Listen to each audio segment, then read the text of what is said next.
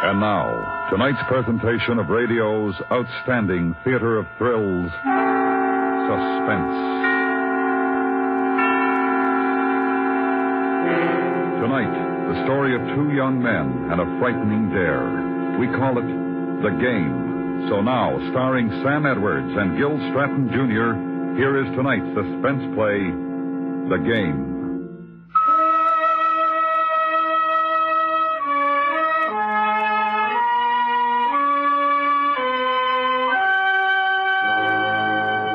There were two of them. They stood on the corner of Main and Elm, leaning back against the wall, indolent. The summer sun warm, bringing to them the astringent odor of soft tar in the cracks of the sidewalk. It was 2:00 by the hands of the jeweler's clock a few doors down the street. And it was at 2:00, quite innocently at first, that the dreadful game began. What do you want to do, Pen? I don't know. You? No, I don't know. I guess we could have a couple of games of ping pong. You got the dough?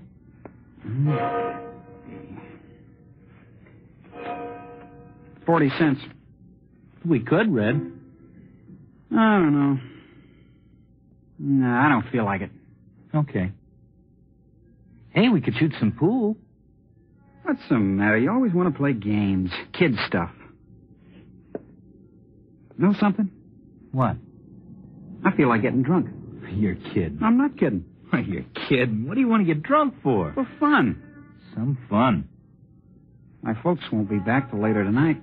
Not me, boy. Not me. I can get hold of a bottle. Not me, boy. Chicken? That's me. Okay, so long. Hey, Red. Wait a minute. You kidding? What do you want to do that for? You got any better ideas what to do? No, but... Okay, I'll see you. You know what would happen if they ever found out? They won't find out. You can stay over at my house tonight. Call your folks and nobody will know. Oh, it's crazy. No, it isn't. Don't you ever want to do something different? We're not kids. Maybe you are. Maybe you need a couple of drinks to grow up. Big man, I'm 2 weeks older than you. Not up here, boy. Not up here. Nuts to you. And they walked slowly, carrying the idea to a white house with gray trim. A house well lived in, empty now, but waiting. And the boys went in, upstairs, and to a room papered with ships and pennants, signs and maps. The one, Red, disappeared for a few minutes. The other tried to become interested in a book of fighting ships. He was afraid of what was to come, knowing why, and not quite knowing.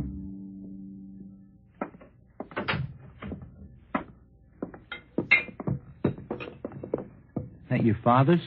No, the gardener hid it in the woodshed. I found it a couple of weeks ago, hid it somewhere else. Boy, I bet that fractured. How do you like it? I don't care. Straight? Sure. Water chaser? What about you? No water for me. Same thing, then. Sit down. We'll talk. They drank, and they didn't like it. But they'd started the game, and they couldn't stop. A small clock with an owl frontpiece ticked above them, the eyes of the bird metronomically switching from side to side. A car passed occasionally, and there was a tension until the sound of tire and engine faded away. It didn't take too long for the warmth to grow and the eyes to become hot, the tongue loose.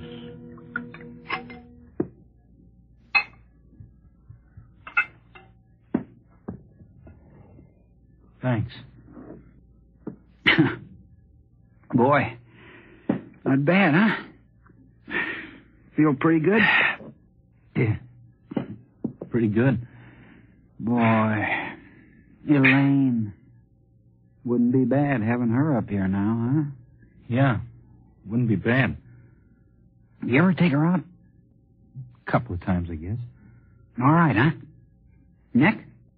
No, not much. Oh, I thought you two were like that. That's what I heard last term. You kidding?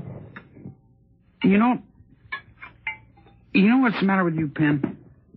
What? You're soft. I'm your friend, boy. I can tell you what the other guys say, think. You know? Guts, boy. Not all there, not enough.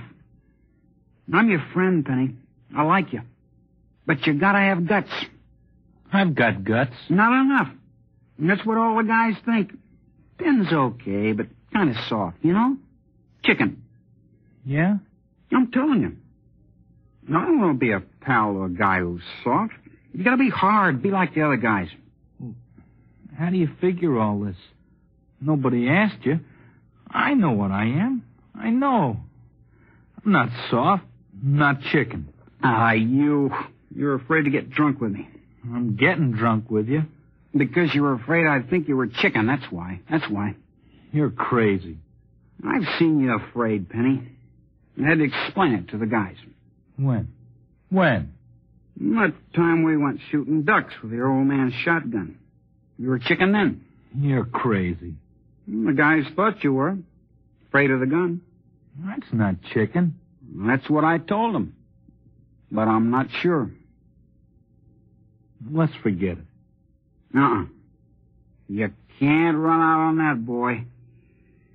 I'm your friend, Penn. I'm telling you for your own good. Okay. You've told me. I'm chicken, no guts. Forget it. Afraid of a gun. You and me could never go hunting up in the mountains, I'll tell you that. Cut it out. You're a kid. You're chicken. You want to fight? Is that what you want? You want to? Because if you do, What for? That doesn't mean anything. Kid stuff. I got a better idea. You want to really do something that'll show, boy? That'll really show it? Do what? Play a game. You like games. Real easy game to learn. Nothing to it. Here. Have a drink. Sit down. Game? Mm-hmm. I read about it a while back. Russian roulette. Never heard of it. Some kind of gambling? I'll tell you. It's real easy. First, you get a gun. A revolver, Penny. Bullet gun. So what? You take one bullet, and you leave it in the gun, see? Then we take turns. What kind of a crazy game is that? We take turns pointing at our heads and pulling the trigger. If nothing happens to you, I take the gun, spin the cylinder, and point it at my head and shoot. You call that a game? Sure. See which one goes chicken first. You never know where the bullet is, and if you spin the cylinder and the bullet comes up on your turn, bluey. That's nuts. Well, in this book, it went on a long time. Then one guy got like you'd get. He was chicken and he folded up. Listen, I'm sick of hearing you say that. I'm sick of it, you hear? You want to know something? You'd get chicken before me. You. Oh, I wouldn't do it to you, Penn. Don't worry. It wouldn't be fair. Forget it. Wait a minute now. You started this, so go ahead and finish it. Your old man got a gun? Has he? Sure. Okay.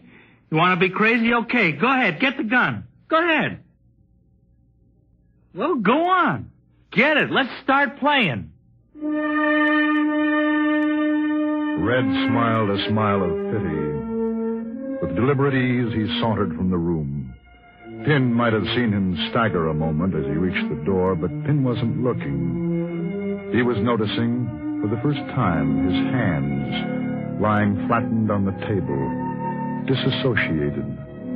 And there was a scar on the right index finger. He got it when he cut himself 12 years before on his first borrowed scout knife. Now, the scar, a memory on a trigger finger. He didn't look up again until Red came back with the gun. 38. That's the best gun. Want to hold it?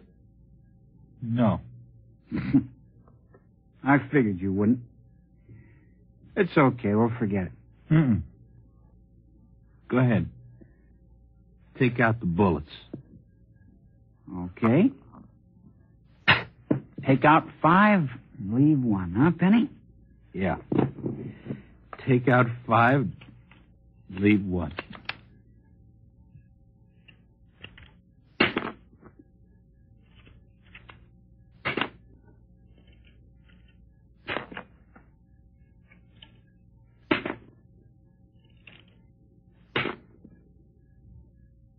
One bullet. For you or for me. Okay? Okay. The gun. The gun rested muzzle to the wall, in the center of the table bearing scratches made by a 3-year-old in a forgotten moment of high experience. The boys sat opposite each other looking down at the gun. And the gun waited. You want to go first? Doesn't make any difference. Me neither. Flip a coin. Okay. Call. Heads. Okay. I'll take the first shot.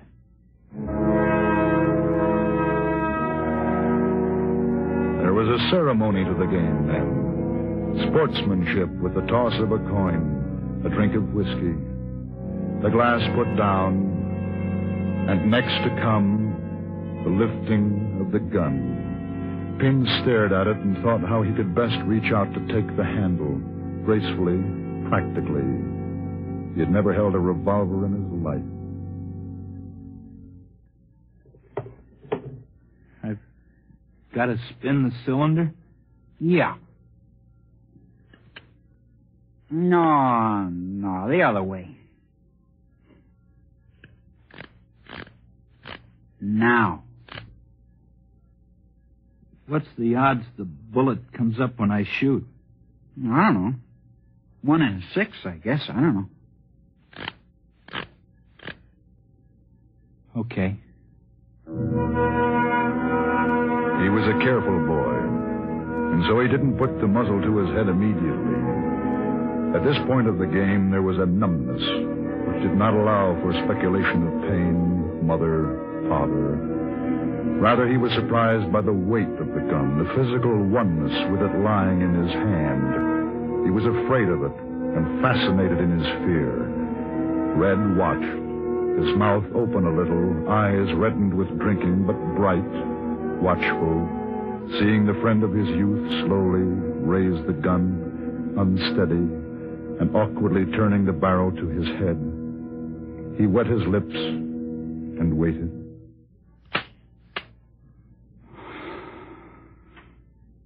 Didn't go off. No. How'd it feel, Pen? I don't know. Were you scared? I guess so. I don't know. You sure looked scared. Real white. I didn't think you'd do it. You took long enough. You're doing a lot of talking. You scared? It's your turn. Give me the gun. Boy, that's a real gun. Remember when we were kids? Cap pistols. Bet you never thought we'd be doing this. No. Okay.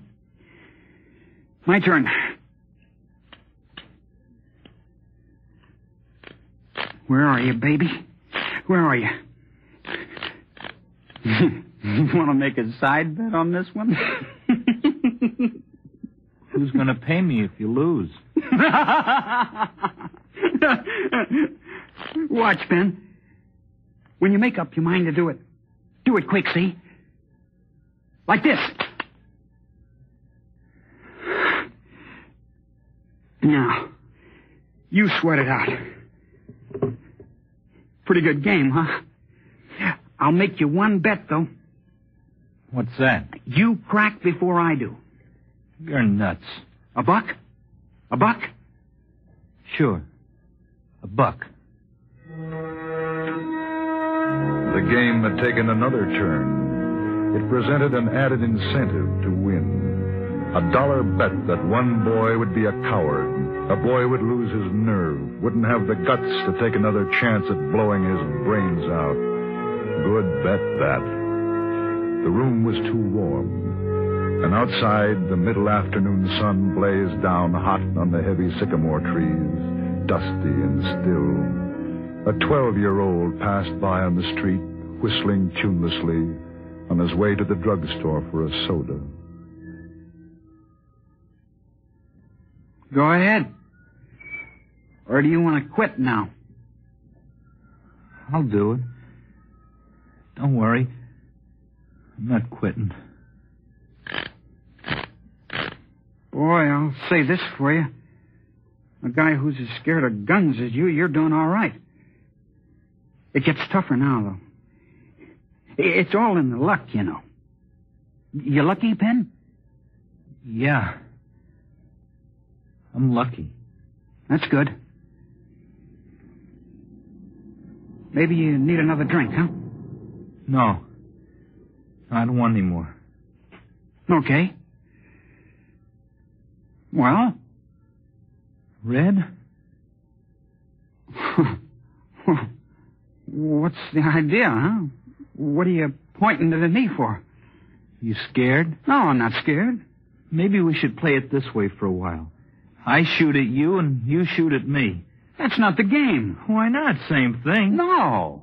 That'd be like murder. If you want to play, you play it right. Who says the way we've been playing is right? Oh, I get it. You're trying to get out of taking your next shot. I'm asking you, who says the way we're playing is right? Listen, will you quit pointing it at me? What difference does it make? Just tell me that. It's the difference we're playing Russian roulette. That's the difference. If you want to quit, say so. I'm not quitting. Okay, then, take your shot.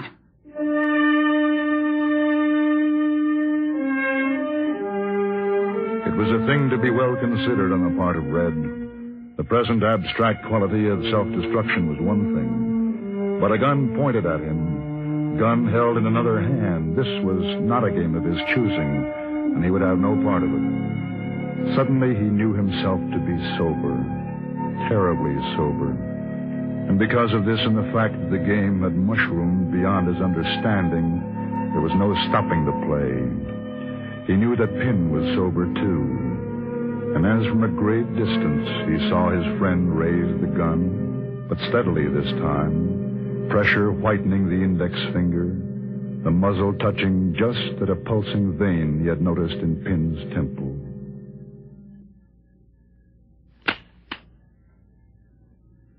You're a lucky guy. Yeah. I'm lucky, too. You better be.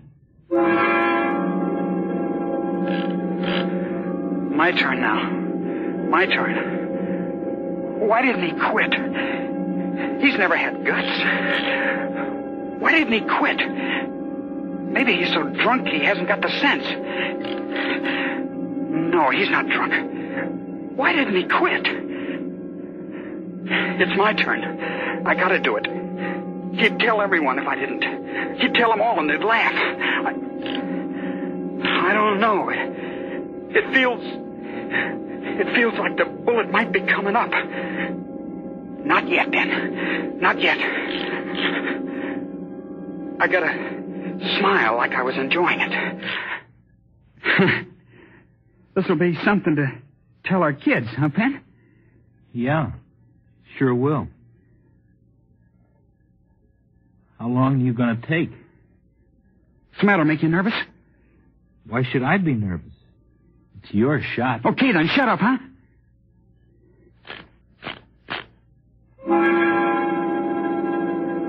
He's scared. Red's scared. He doesn't want to do it. I'm not the only one. All this big talk. He's no more than me. All that big talk. Look at him. He's scared. It was at that moment that Pin discovered this truth, that he knew he wanted to, he could quit the game. And as he looked at Red, he became aware of a great anger that had no direction, no apparent reason, but it filled him and made him strong. Let's quit, Red. You're crazy. I want to quit.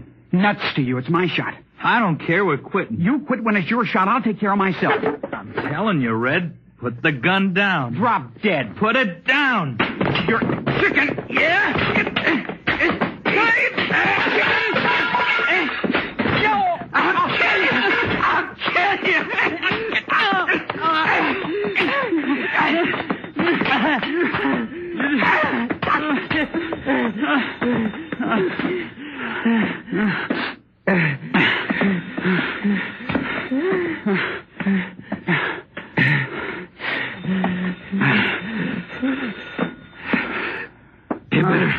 You better answer the phone.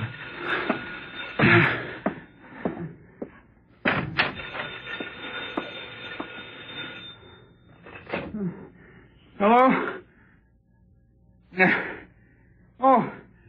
Hello, Mom. Oh, fine. No, I'm with Penn. No, I'm fine. Oh, out of breath. We've been playing. Kind of rough, I guess. Oh, sure, Mom. Everything's fine. Okay. Okay, Mom. Sure, Mom. So long.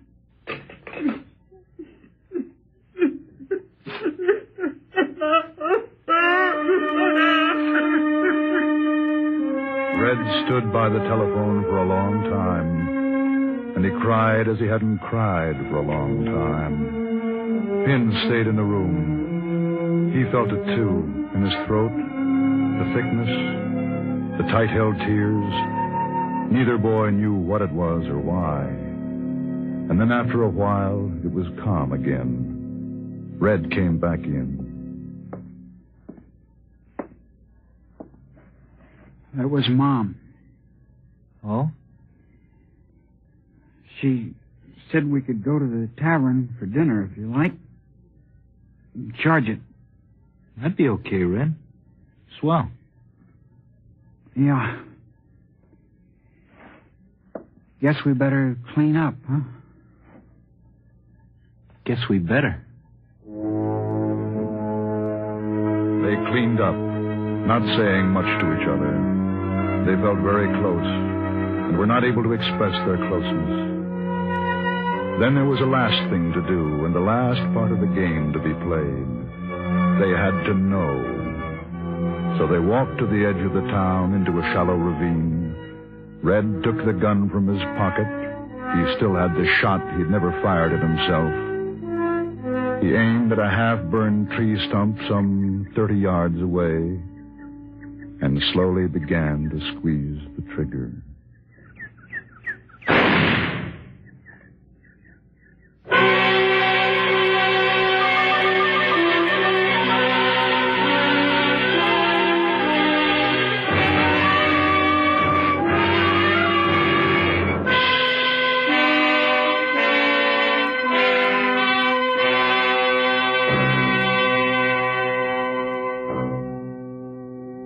Suspense, in which Sam Edwards and Gil Stratton Jr. starred in tonight's presentation of The Game.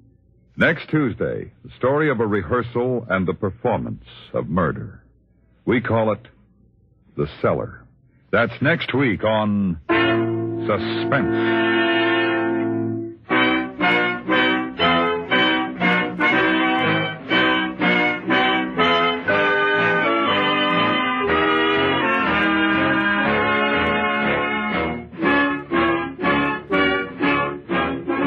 Suspense is produced and directed by Anthony Ellis, who wrote tonight's play.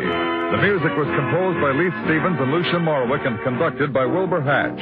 Featured in the cast was Mr. John Daner. This is the CBS Radio Network.